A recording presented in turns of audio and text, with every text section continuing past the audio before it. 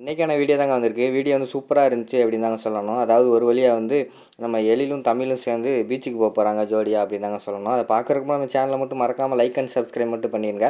First எடுத்தோடனே நம்ம எழில் இருக்கார்ல, எழில் வந்து ரூமில் நின்று தனியாக புலம்பிக்கிட்டு இருக்கிற மாதிரி காட்டுறாங்க. சார் குடிச்சிட்டு இப்படி பண்ணிட்டோமே, நான் கண்ணு முன்னாடி போய் நான் எப்படி நிற்பேன், அவளை ஃபேஸ் பண்ண முடியாதே அப்படிங்கிற மாதிரி சொல்லிட்டு புலம்பிக்கிட்டே இருக்காங்க. இப்போ வேறு தலை வேறு வலிக்கு, ஒரு டீயாவது குடிப்போம் அப்படின்னு சொல்லிட்டு திறந்து வெளியில் பார்க்காரு. வெளியில் யாருமே இல்லை. அப்பாடா அவள் இல்லை, போய் ஒரு டீ குடிச்சிட்டு வந்துடும் அப்படின்னு சொல்லிட்டு கிச்சன் பக்கம் போகிறாரு. கிச்சன் பக்கத்துக்கு போகிறதுக்கு முன்னாடியேவும் செல்வி ஒரு டீ போட்டு கொண்டு வா அப்படிங்கிற மாதிரி சொல்லிட்டு லேசாக கிச்சன் எட்டி பார்க்காரு. கிச்சனில் பார்த்தா நம்ம இவங்க நின்றுக்கிட்டு இருக்காங்க, தமிழ் நின்றுக்கிட்டு இருக்காங்க. தமிழை பார்த்தோன்னே இவங்களுக்கு படபடன்னு வந்துடுது. ஐயோ இவ வேறு இங்கே நின்றுக்கிட்டு இருக்காளே, பேசாமல் ரூமுக்குள்ளே போயிடுவோம்னு சொல்லிட்டு திருப்பி ரூமுக்குள்ளே போயிடுறாங்க.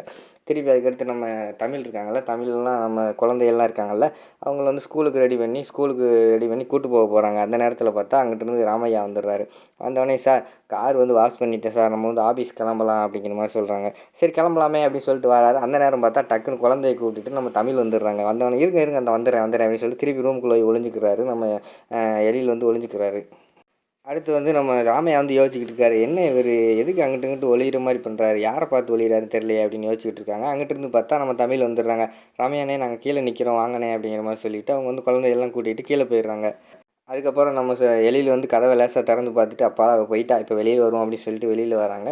வெளியில் வந்துட்டு நம்ம இவங்க வந்து டீ கொண்டு வராங்க, செல்வி வந்து டீ கொண்டு வருவாங்க. டீயை வாங்கிட்டு சரி திருப்பி வந்தாலும் வந்துடுவா, ரூமுக்குள்ளே போய் குடிச்சிட்டு வந்துடுவோம்னு சொல்லிட்டு ரூமுக்குள்ளே போய் குடிச்சிட்டு இவங்க ஆஃபீஸ் கிளம்பி போகிற மாதிரி காட்டுறாங்க. அடுத்த சீனில் வந்து நம்ம மனம் வந்து தனியாக நின்று அங்கிட்டு அலைஞ்சிக்கிட்டே யோசிச்சுக்கிட்டே இருக்காங்க. அதாவது நேற்று வந்து நம்ம எழில் வந்து சரக்கை போட்டு வந்துட்டு தமிழ்கிட்ட பேசிக்கிட்டு இருந்தார்ல, என்னை விட்டு போயிட மாட்டேன் அப்படி இப்படின்னு பேசிக்கிட்டு இருந்தார்ல, அதெல்லாம் ஞாபகத்துக்கு வருது.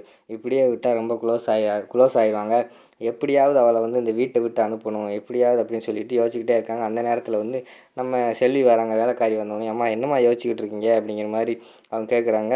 உடனே நம்ம இவங்க சொல்கிறாங்க, மனம் வந்து சொல்கிறாங்க, எப்படியாவது அவளை வந்து இந்த வீட்டை விட்டு அனுப்பணும், அதுக்கு தான் யோசிச்சுக்கிட்டு இருக்கேன் அப்படிங்கிற மாதிரி சொல்கிறாங்க. ஆமாம்மா இப்போ வேறு அவங்க ரொம்ப க்ளோஸ் ஆன மாதிரி தெரியுது அப்படிங்கிற மாதிரி செல்வி சொல்கிறாங்க. அதுக்கு தான் நான் ஒரு பிளான் வச்சுருக்கேன் அப்படிங்கிற மாதிரி சொல்கிறாங்க நம்ம மனம். உடனே என்ன பிளான்மா அப்படின்னு செல்வி கேட்டவொடனே அவங்க சொல்கிறாங்க, குழந்தைகளை எப்படியாவது இந்த வீட்டுக்குள்ளே வச்சா கண்டிப்பாக அவளுக்கு கெட்ட பேர் வாங்கி தர முடியாது, அவளை குழந்தைகளை இந்த வீட்டை விட்டு வெளியே அனுப்பணும், வெளியில் அனுப்பி அங்கே ஏதாவது ஒரு பிரச்சனையை உண்டு பண்ணி இவன் மேலே ஒரு தப்பான ஒரு அபிப்பிராயத்தை கொண்டு வரணும், ஆட்டோமேட்டிக்காக அதுக்கடுத்து வந்து நம்ம எழில் வந்து தமிழை வீட்டை விட்டு அனுப்பிடுவா அப்படிங்கிற மாதிரி சொல்கிறாங்க. அம்மா எங்கேம்மா அனுப்ப போகிறீங்க அப்படின்னு செல்வி கேட்காங்க. நாளைக்கு குழந்தைகளுக்கு லீவு தானே, ஏதாவது பீச்சு பார்க்கு அப்படிங்கிறத போக சொல்லிவிட்டு அங்கே நான் பிரச்சனையை உண்டு பண்ண பிறகு கண்டிப்பாக இவளுக்கு பிரச்சனை, குழந்தைகளுக்கு பிரச்சனை சொன்னோடனே நம்ம எழில் வந்து சும்மா இருக்க மாட்டான், கண்டிப்பாக தமிழை வந்து வீட்டை விட்டு அனுப்பிடுவான் அப்படிங்கிற மாதிரி சொல்லிட்டு பிளான் போட்டுக்கிட்டு இருக்காங்க. அடுத்த சீனில் வந்து குழந்தையெல்லாம் ஹோம்ஒர்க் எழுதிக்கிட்டு இருக்கிற மாதிரி காட்டுறாங்க. நம்ம தமிழ் வந்து எல்லாத்துக்குமே சொல்லி கொடுத்துக்கிட்டு இருக்காங்க. திடீர்னு பார்த்தா நம்ம காவியாவோட பெண்ணை வந்து காணும், ரொம்ப நேரமாக தேடிக்கிட்டு இருக்காங்க. காவியா என்னத்தை தேடுற அப்படின்னு தமிழ் கேட்குறாங்க. பெண்ணை தேடிக்கிட்டு இருக்கேன் அப்படிங்கிற மாதிரி சொல்கிறாங்க. நல்லா தேடு, உள்ளே எங்கேயாவது இருக்கும் அப்படின்னு சொல்கிறாங்க. சரின்னு சொல்லிட்டு தேடி பார்க்குற நேரத்தில் அங்கிட்டு பார்த்தா நம்ம கவின் வந்து அந்த பெண்ணை எடுத்து எழுதிக்கிட்டு இருக்காங்க. டேய் சீஃப்ட், ஏன்டா அந்த பெண்ணை எடுத்து எழுதிக்கிட்டு இருக்கேன் அப்படின்னு கேட்டவொடனே நம்ம கவினுக்கு வந்து கோவம் வந்துடுது. என்னையவே நீ திருடின்னு சொல்கிறியா, நீ தான் பயந்தாங்கோலி, லிஃப்ட்டுக்குள்ளே உட்காந்துக்கிட்டு கத்திக்கிட்டு இருந்தியே அப்படிங்கிற மாதிரி சொன்னோடனே நம்ம காவியாவுக்கு வந்து ஒரு மாதிரி கவலை ஆயிடுது. உடனே அழுக ஆரம்பிச்சிடறாங்க. அழுத உடனே நம்ம தமிழ் வந்து சொல்கிறாங்க, இங்கே பாரு கவின், அவனோட பெண்ணை வந்து திருப்பி கொடு, நீ அதுவும் இல்லாமல் அவங்களோட கவலை அவங்களோட கஷ்டத்தை வச்சு ஒருத்தவங்களை வந்து பழி வாங்கக்கூடாது, தவறு, சாரி கேளு அப்படிங்கிற மாதிரி சொல்கிறாங்க. உடனே நம்ம கவின் இருக்கார்ல, அவர் வந்து புரிஞ்சுக்கிட்டு சாரி அப்படின்னு சொல்லிடுறாங்க. சரி எல்லோரும் ஹோம்ஒர்க் எழுதுங்க அப்படின்னு சொல்லிட்டு ஹோம்ஒர்க் எழுதிக்கிட்டு இருக்காங்க.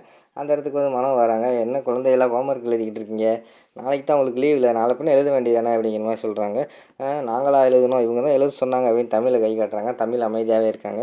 சரி என்ன வீட்டுக்குள்ளே இருக்கீங்க, எங்கேயாவது வெளியில் போகலாம்ல அப்படிங்கிற மாதிரி மனம் கேட்காங்க. எங்கே வெளியில் போகிறது, அப்பா மொட்டை மாடிக்கு தான் பெர்மிஷன் கேட்காம விடுவார், வெளியில் எங்கேயும் விட மாட்டார் அப்படிங்கிற மாதிரி சொல்கிறாங்க. நான் உங்கள் அப்பாட்ட பெர்மிஷன் வாங்கி தரேன், எங்கே போகிறீங்க அப்படிங்கிற மாதிரி கேட்காங்க. உடனே குழந்தையெல்லாம் யோசிச்சுக்கிட்டே இருக்காங்க. டக்குன்னு வந்து அவங்களே மனோவே சொல்கிறாங்க, பேசாமல் பார்க்குக்கு போங்க, தீம் பார்க் அப்படி எங்கேயாச்சும் அப்படி சொன்னால் ஜாலி அப்படின்னு சொல்கிறாங்க. உடனே நம்ம தமிழ் வந்து ஹோம்ஒர்க் எழுதுங்க, எழுதி முடிச்சுட்டு நாளைக்கு என்ஜாய் பண்ணுங்கள் அப்படிங்கிற மாதிரி சொல்கிறாங்க நம்ம தமிழ். அதெல்லாம் நாங்கள் போயிட்டு வந்து என்ஜாய் பண்ணிக்கிறோம் அப்படின்னு சொல்லிட்டு ஹோம்ஒர்க் எழுதாமல் எல்லா குழந்தையும் ஓடிடுறாங்க. அடுத்த சீனில் வந்து நம்ம மனம் போய் பெர்மிஷன் வாங்குறதுக்காக எழில போய் பார்த்து பேசிக்கிட்டு இருக்காங்க. எழில் ஒன்று பேசணும் அப்படிங்கிற மாதிரி சொன்னோன்னே இந்த வாரேன் அப்படின்னு சொல்லிட்டு லேப்டாப் ஆஃப் பண்ணிவிட்டு வராங்க. என்ன விஷயம் சொல்லு அப்படிங்கிற மாதிரி கேட்டோடனே ஆஸ்பத்திரியில் விஷயத்தெல்லாம் கேட்டேன், என்னால் அங்கே இருக்க முடியல, ரொம்ப சாரி அப்படிங்கிற மாதிரி மனம் கேட்காங்க.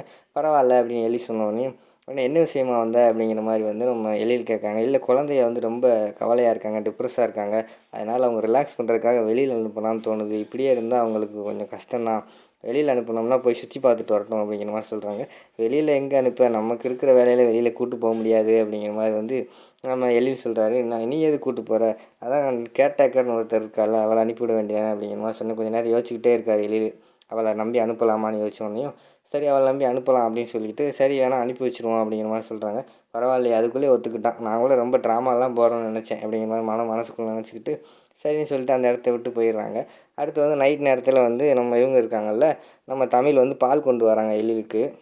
நம்ம தமிழை பார்த்தோன்னே எழிலுக்கு வந்து ஐயோ இவ வேறு எதுக்கு வந்திருக்கா அப்படின்னு ஒரு மாதிரி பயந்துக்கிட்டு மூஞ்சியை மறைச்சிக்கிறாங்க. ஒருவேளை நேற்று செஞ்ச விஷயத்தை கேட்க வந்திருப்பாளோ அப்படின்னு சொல்லிட்டு அமைதியாகவே இருக்காங்க. சார் நான் உங்ககிட்ட ஒன்று சொல்லணும் அப்படிங்கிற மாதிரி சொல்கிறாங்க. சொல்லு அப்படின்னு கேட்டவொடனே நாளைக்கு குழந்தைகளை கூட்டிகிட்டு பார்க்குக்கு போவோம், வாங்க நீங்களும் வாங்க அப்படிங்கிற மாதிரி சொன்னாங்க. எனக்கு நிறைய அப்பாயின்மெண்ட் இருக்குது, என்னால் வர முடியாது அப்படிங்கிற மாதிரி வந்து எழில் சொல்கிறாரு. சார் நீங்கள் தான் சார் சொன்னீங்க குழந்தைய கூட ஜெல்லாக முடியல, அவங்க கூட கனெக்ட் ஆக முடியலன்னு சொன்னீங்களே, இப்படி ஒரு இடத்துக்கு நீங்கள் வந்தீங்கன்னா கண்டிப்பாக ஜெல்லாகலாம் கனெக்ட் ஆகலாம் சார் அப்படிங்கிற மாதிரி சொல்கிறாங்க. அதுக்கடுத்து கொஞ்ச நேரம் யோசிச்சுக்கிட்டே இருக்காரு. சரி வாரேன் விடுங்க வாரேன் அப்படிங்கிற மாதிரி சொல்கிறாங்க. நாளைக்கு வந்து அவங்க பீச்சுக்கு போகிற மாதிரி காட்டுறாங்க. அதோடு பார்த்தீங்கன்னா அந்த எபிசோடே வந்து முடிச்சிடுறாங்க.